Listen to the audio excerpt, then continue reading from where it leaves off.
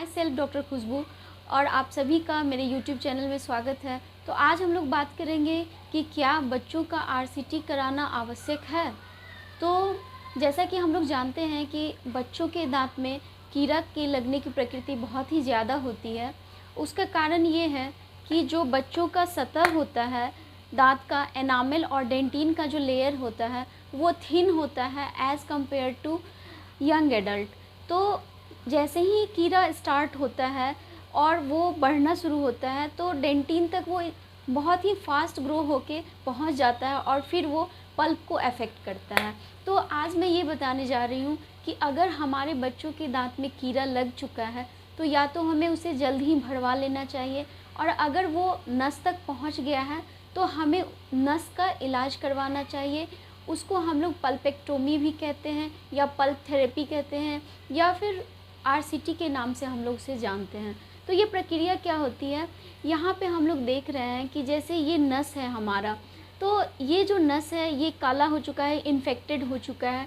तो जो भी इन्फेक्टेड पार्ट है उसको हम लोग मशीन के द्वारा निकाल के और फिर वहाँ पे हम लोग पहुँचते हैं उस रास्ते को फाइल के थ्रू और उस रास्ते के चैनल को क्लीन करते हैं। फिर हम लोग वहाँ पे पेशेंट के लिए फिर से हम लोग रीविज़िट और रिकॉल करते हैं और नेक्स्ट विज़िट में हम लोग पूरे प्रोसीजर को कंप्लीट करते हैं। और जो बच्चों के लिए सूटेबल मटेरियल होता है उस मटेरियल को हम लोग पूरे जड़ की लंबाई तक भरते हैं और इस तरह से हमारा रूट केनाल का प्रोसीजर कंप्लीट हो जाता है। तो बच्चों में भी ये करवाना उतना ही आवश्यक है जितना बड़ों में, क्योंकि अगर हम लोग दूध के दांत को नहीं सेव करेंगे तो हमारा पूरा ऑक्लूजल गाइडलाइन पूरा ही डिस्टर्ब हो जाएगा।